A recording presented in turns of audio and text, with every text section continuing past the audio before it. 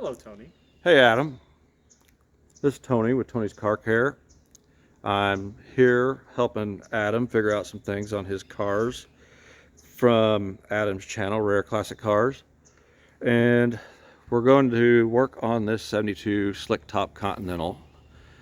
When he got it, the rear left window was down and wouldn't go up. And I want to show you guys what I found in here. It wasn't at all what I expected to find.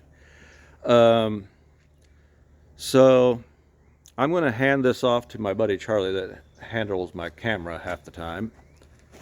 Sometimes my dad even does it. 78 years old, never had a smartphone, and he can handle a camera phone.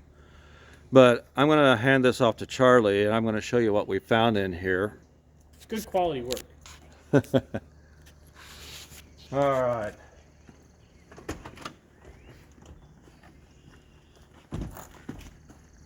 Uh-oh, it doesn't have the automatic seat back releases like the later 70s. No. Okay.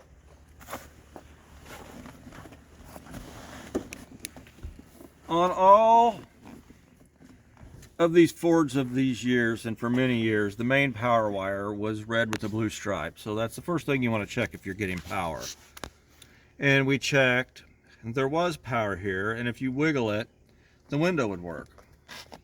And I want to show you what to never do. They use these Scotch lock connectors to go around this original plug for some reason. I don't know if it quit making contact in there or what, but see, the wire is cut here and it's completely gone out of this one, and they've put a piece of orange wire in here to reconnect it. And this one, they didn't even get pushed down on it. It's cockeyed and it didn't even lock on it. So that's just it. We started moving it and the window would work. So we're going to get rid of these to start with. Don't ever use those. I have little T-tap like wires that I use on my remote keyless entries that I make that are fine for things like these, but not when it comes to power windows. You've got to have that 12 volts. You can't take a chance on this stuff not working. And I make plug and play remote keyless entries for all the old Ford trucks and cars that never had it. So I just happen to have these plugs, this particular plug, and the terminals. So we're going to strip this wire off and we're going to put the correct terminals on them. I want to make sure the key is off so we don't have any power. Okay.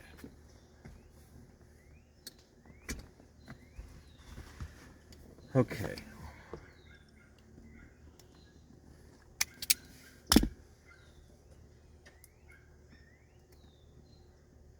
What is that tool you just used called, Tony? That wire stripper? It's wire strippers. I picked these up at the Ford Nationals in Carlisle, Pennsylvania years ago. That's a different kind of. I love them. I bought two and the spring broke in the other one, but I bet I've had these 17 years. They've been great. It's a lot easier than the wire strippers I've used. So there we've got some bare wire. Now, somebody's already, at least they didn't break the tabs on this, but clearly it's been unplugged because the tabs are bent back. So we want to get this one out. So what you have to do, I'm just going to use my test light because that's what I have here that's sharp. You've got this little locking thing in here that holds the pins in place. Now pull this up out of there. And then we've got little release things here. Let's pull this out. Pull the pin, the whole terminal out. We're going to do the same thing on this side. The wire's not in it, but the terminal is still there. So we got to get this lock out. You just unlock it there, pull it up out of there. Here's your little release.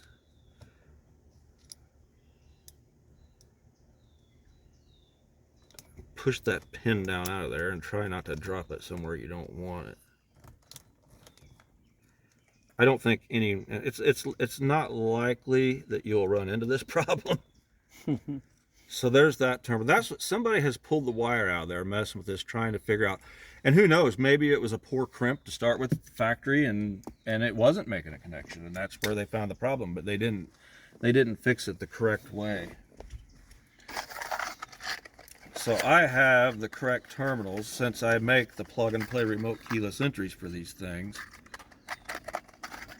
Again, another reason why I call Tony Lawless. Who else has these in stock?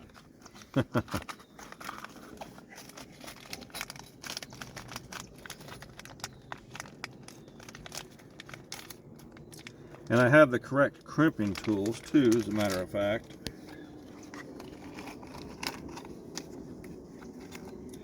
I've got the automated ones, but it's nice to have the little hand ones when you're out in the field working like this. So this is the one that takes the male terminals.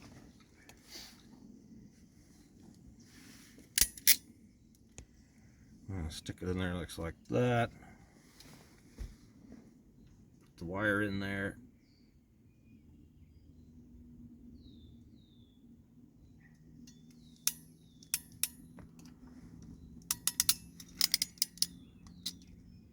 Crimp it down. And just like that, an original factory Ford crimp. We're going to stick it back in here. Put our lock back in. Snaps right in. Now we're going to do the other side with the female terminal.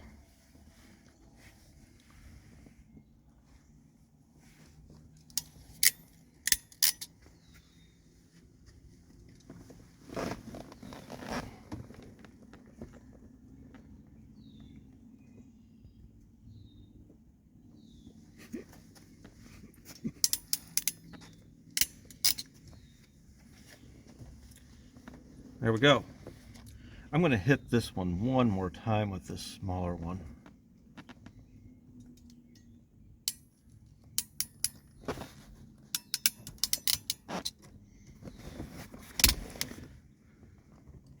Now we'll snap the female terminal back in its hole.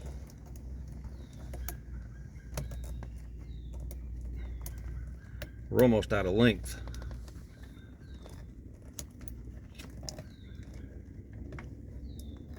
Compared to the other wires.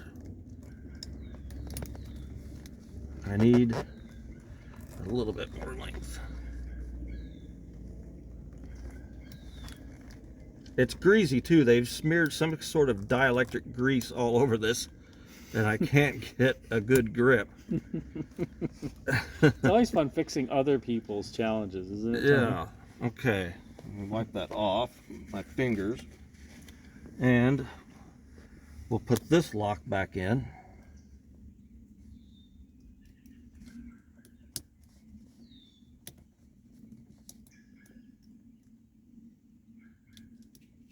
Let me look and see at this, make sure I'm in the right spot. I think I am. There, snapped right in. Now let's plug it back in and see if we have power. The dome light came back on. Let's turn the key on.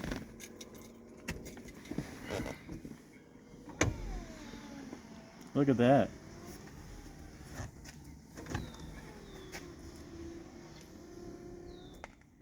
The window works. You see there?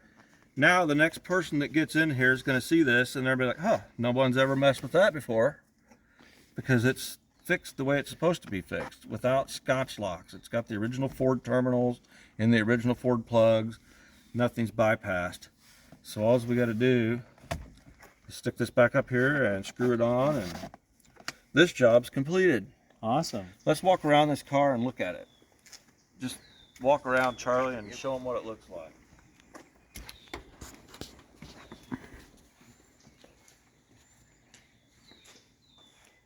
Adam is not a mob boss. Although the car did come from Jersey. It did come from Jersey, so it could have been a mob boss car. And they made 10,400 coupes 400 of which were black. That's the exterior, and I believe 50 were black exterior, black interior, inclusive of the ones with the vinyl roof.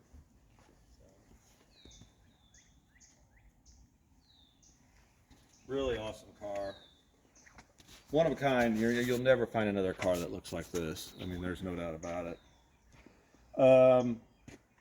If you have a 70s or 80s Ford car or truck or anything and you want to learn how to do some of this stuff, follow my channel, Tony's Car Care. And if there's something that you see in my video that you like and there's a car that you wish I'd work on, just comment and I'll see if I can find something to show you how to fix it. And because that's kind of how I want to build my channel, is showing people how to fix their own things without having, well, for one thing, you can't hardly find anybody that'll work on this old stuff anymore, and they don't know what they're doing. If they don't have a scanner to plug into it, they're lost. So I want to try to show people how to fix their stuff without tearing it up and where to get the parts and stuff. And I always usually show my card, like when I sell my plug-and-play keyless entry systems and stuff. So if you've got a Ford truck or a 70s Ford, Lincoln, or Mercury or something like that you'd like plug-and-play remote keyless entries, you see I've got the correct terminals and plugs to make T-harnesses to plug it in and make it simple without cutting any wires. So we're going to get this car back together and call it an evening. Thank you, Tony. And thank you, Adam. If you like this, please subscribe, and subscribe to Adam's channel, Rare Classic Cars. And stay tuned. Thanks for watching.